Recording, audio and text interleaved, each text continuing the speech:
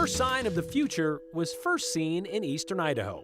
Nobody knew how clean nuclear energy would work until they did it outside of Arco 71 years ago today. Another sign is supposed to help victims of human trafficking. New legislation introduced by Idaho Senator Jim Risch is now closer to reality. Ooh, that smell. You know, Leonard Skinner wasn't talking about perfume. There is an aroma, though, that got some people talking this year. A fragrance that is fitting for famous Idaho. There's a 60-mile stretch of State Highway 2026 in eastern Idaho that might be one of the most desolate sections of highway in the state.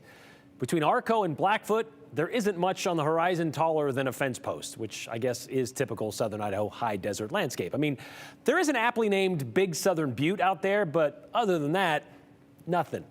Except there is one thing, and that one thing is celebrating a big day today. You see the sign for it about 20 minutes south of Arco.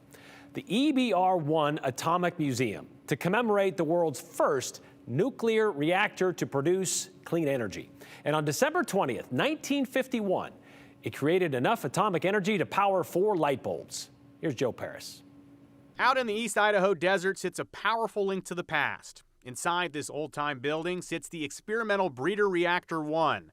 Fancy name, but why does this building in this desert even matter? Liza Raley, a tour ambassador with the Idaho National Lab, explains, today's actually the perfect day to ask that question. It's the anniversary of the first time atomic energy was able to be used to create electricity here at EBR-1, Experimental Breeder Reactor 1. That's right, maybe Idaho's biggest claim to science fame. This day in 1951 marked a first ever, anywhere on Earth. EBR-1 successfully used nuclear fuel to create electricity, lighting 4 light bulbs. The first time a usable amount of electricity had been generated using nuclear technology. It's pretty remarkable considering that the pioneers, and I don't use that term loosely, they really were nuclear pioneers.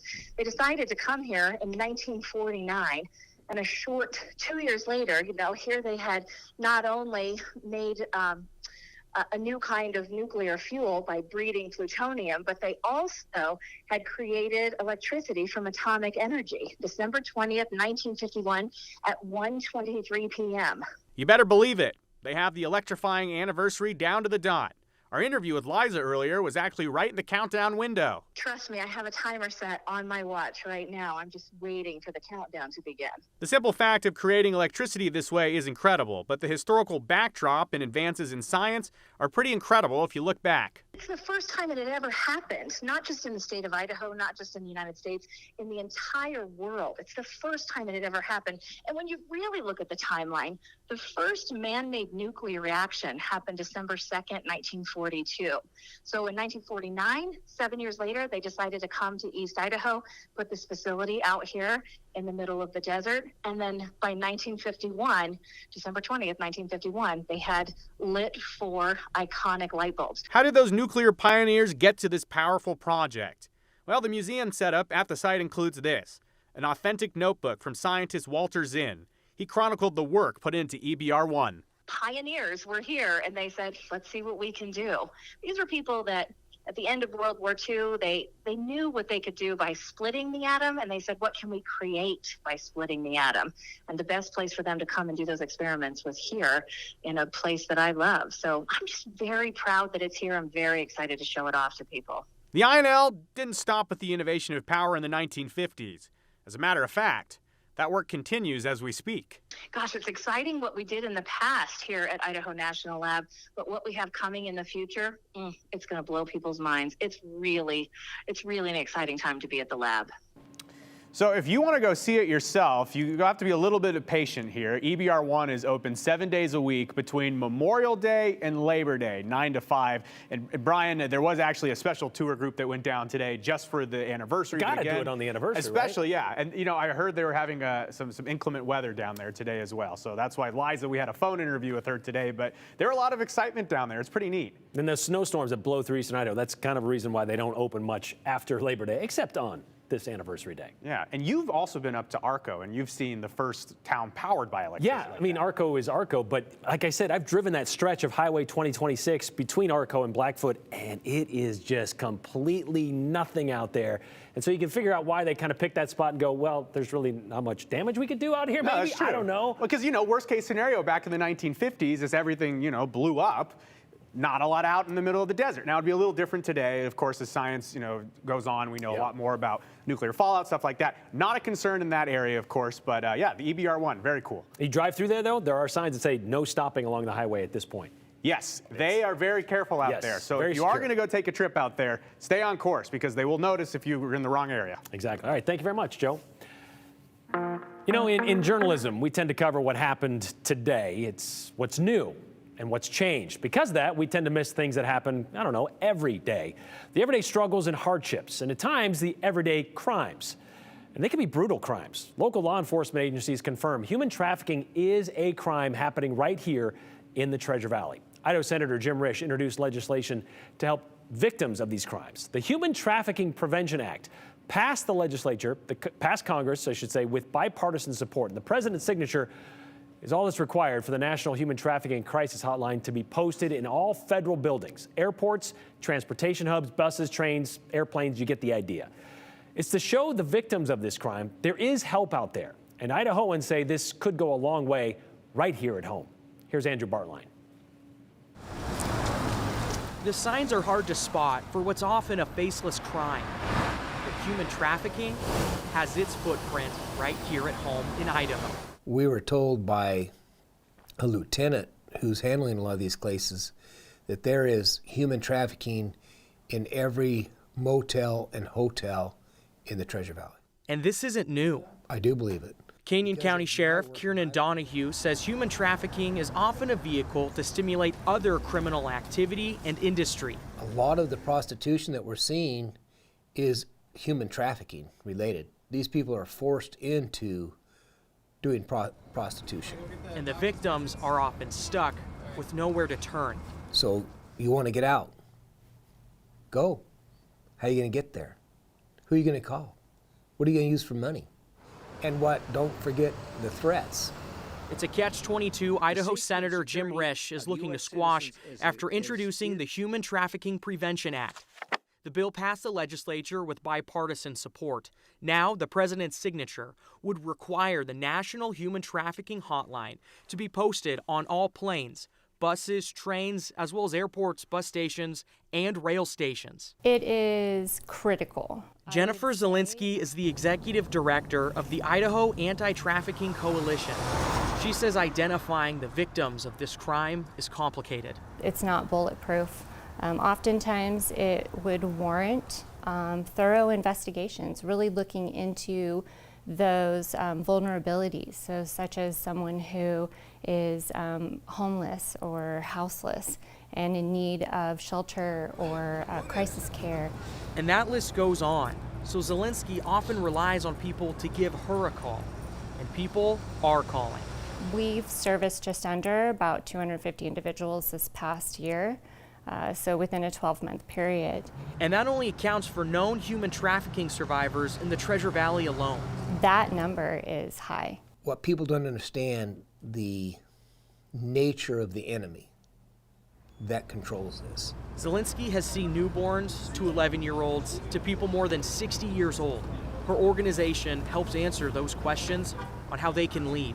That would include all crisis, direct care, services supports, and then access to the appropriate mental health, any type of health care, any type of resources. And that national hotline resource that Senator Risch and company aim to post across all public transportation, it's funneled directly to people who can help. If someone were to contact them and was in need of assistance in Idaho, they would be able to connect and link directly to us, and they've done so. We've been really successful in partnering with them. All to spot the faces in need to stop human trafficking in its tracks. That's a game changer for these people. Believe me, if you're out there at a truck stop or you're downtown on a bus and you see these numbers, don't think they're not going to take those numbers down, because they will. The coalition, specifically here in Idaho, has received 2,000 calls the past 2 years. That's exactly how long that hotline has been up, at least locally. Now, this law would require the national hotline to be posted in public transportation areas. But in 2015, there was a state law that allowed nonprofits to set up posters in certain public areas. There's actually a poster they're working on right now, Brian, that we can show you. This is what we have locally right now. I'm going to do my best here to throw it up, but it's double-sided. There's English and Spanish on it. And this is an example of what you might see somewhere. Okay, Make the Call, Save Lives has a number on there, 1-888 number, and pretty much, or even a QR code. QR code That's that you can use. point two. It's a text line, it's a call line. It could be in a bathroom, at a bus station, or an airport, something like that. All right, yeah, and as you said, both in English and in Spanish. So I guess we should start looking for those around some of the areas, some of the locations that you mentioned. We should see this exact one locally is what we should expect. What goes on elsewhere would be different. That national line might be different in some federal buildings, but locally we could expect to see something exactly like that. Excellent. All right, we'll look for those. So thank you very much, Andrew.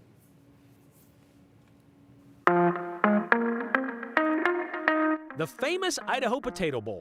The cold weather postseason game has been around for 25 years, but there's another hot potato product that got our attention earlier this year. Remember Frites by Idaho? We're going to refresh your senses. All right, you got some comments on our show today? How about some story ideas? We'll even take your random thoughts. Just keep them clean, keep them clever, and keep them concise. Text us, 208-321-5614. Oh, and don't forget, your name and the hashtag #the208.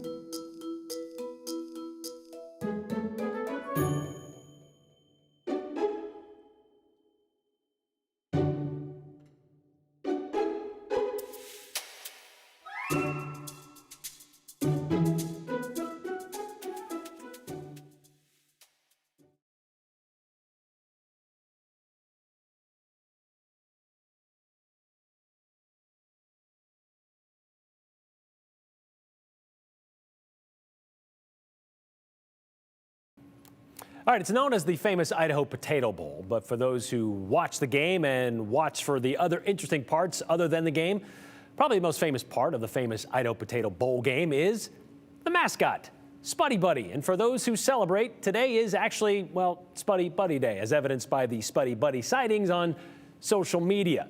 For example, Sarah Sitch, before kickoff, posting on Twitter, "A friend working the famous Idaho Potato Bowl sent me a photo of Spuddy Buddy and my entire year is made. Congratulations." Then just before kickoff, Matt Weiner, an NBC reporter from the Bay Area, "Spuddy Buddy, potato, goat." Yes, he is. Our own Brady Frederick, Spuddy Buddy, the main event this afternoon. Fun start to the bowl. San Jose State leads Eastern Michigan 13-9 with 3:28 left. Yeah, but that changed as the game went on, of course. Grayson Weir, about an hour into the game, spots Spuddy on the sideline and says, "Famous Idaho Potato Bowl mascot is the jolliest mascot in all of the land. Look at him go." And then Grayson, 8 minutes later, spotting him in the stands. Spuddy Buddy has never had a bad day. Look at him go. He loves playing with the band. And yes, he is the happiest mascot in all the land. Of course he is. That's why people love him. By the way, Eastern Michigan beating San Jose State 41-27 to wrap up that game on the blue. And much like the aroma just outside of Lapwai, as that tells you you're close to Lewiston, a drive down Boise's Broadway Avenue by Albertson Stadium on a day like today, you'll know the famous Idaho Potato Bowl is taking place.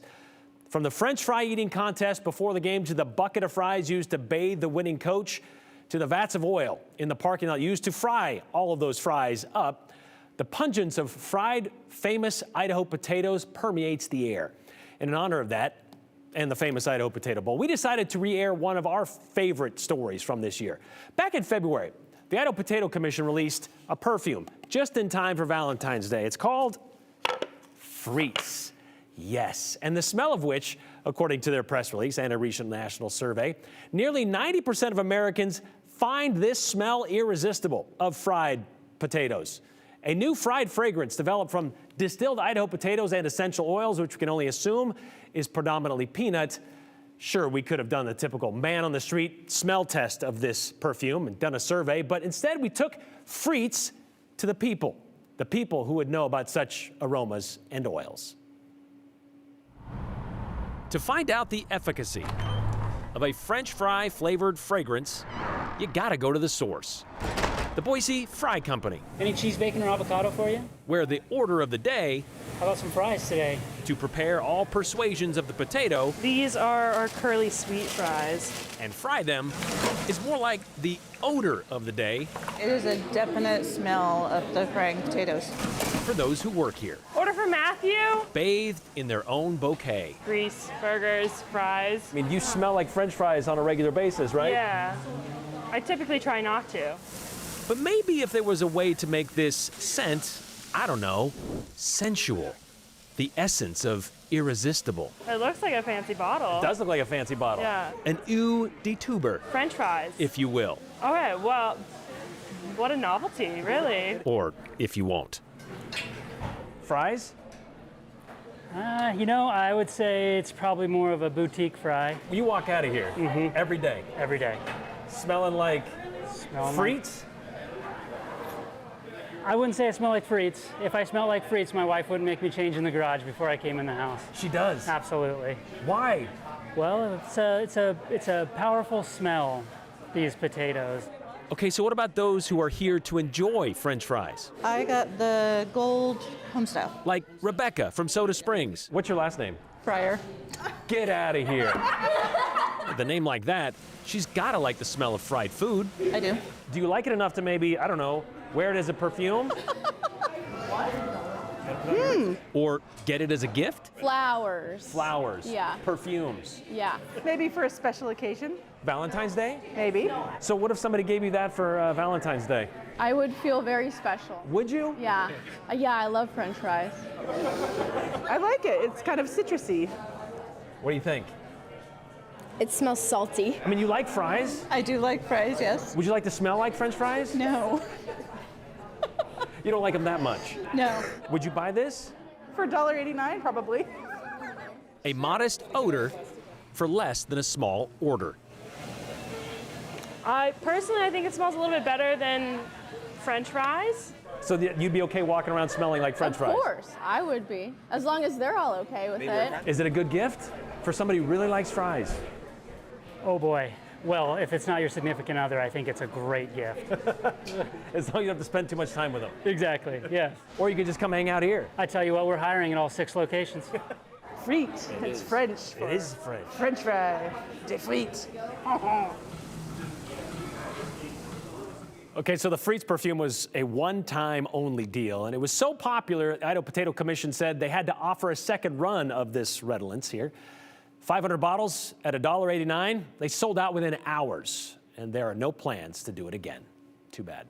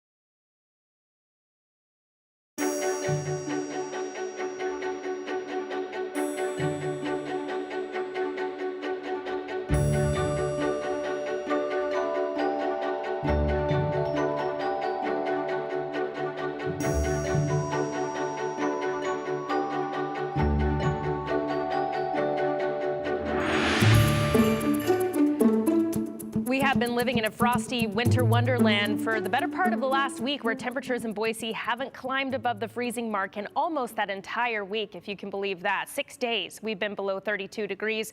This low up here to our north will cause a whole lot of travel trouble for the holiday weekend east of the Rockies. For us, it brings us a little bit of Arctic air. But before that Arctic air comes into play for Thursday, our temperatures are above freezing, or have been so far today, and will eventually climb into the low 30s once again for the overnight hours. So 33 degrees, the high so far in Boise, the first time above freezing in 6 days. The timeline through the overnight hours staying right around that 32-degree mark through the overnight as we start to see some snow moving in. It looks like it's wet, slushy snow. I think it's more wet and slushy than it is white, but around a ½ an inch of accumulation is possible by tomorrow morning, and then that snow or precipitation will shut off, the wind will kick on, and the temperatures will fall through the day tomorrow. So while our high for tomorrow will be in the low to mid 30s, it'll be falling into the afternoon, and you'll start to feel that Arctic air and the beginning of winter really blowing into play for us. Again, that snow potential, not all of that impressive. Here in the valley locations, a coating up to a ½ an inch. Some areas that just see some wet pavement up through the mountains, 2 to 4 inches, a good possibility through the next 24 hours, and maybe more snow on the way come Friday. We'll cross that bridge when we get to the 7-day forecast. For tomorrow, as I mentioned before, hitting a high in the morning, and then temperatures falling off in the afternoon with a chilly breeze to make it feel even chillier. So here is a look at the 7-day forecast and that Arctic air coming into play on Thursday. I've added the first alert weather banner here just to bring your attention to the coldest air of the season. Luckily, it only sticks around for 1 day, and you see these temperatures starting to warm as we head into the holiday weekend. More snow on the way come Friday. It looks like light snow at this point, 1 to 2 inches a possibility for the valley locations, and changing to more of a rain snow mix into the weekend. And how about this? 40s into the beginning of next week. It looks like it's going to be not only warmer than average, but also wetter than average as we move into that final week of 2022. You can always find the freshest forecast at ktvb.com.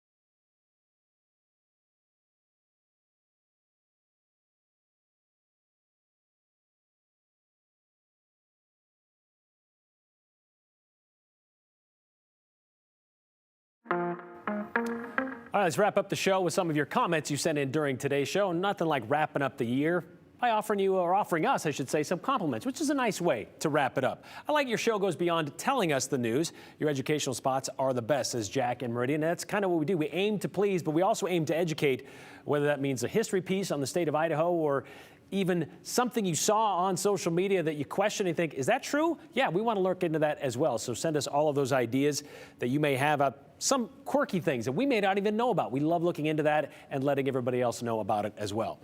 INEL or INL, nothing out there. You need to go closer. You need to look closer.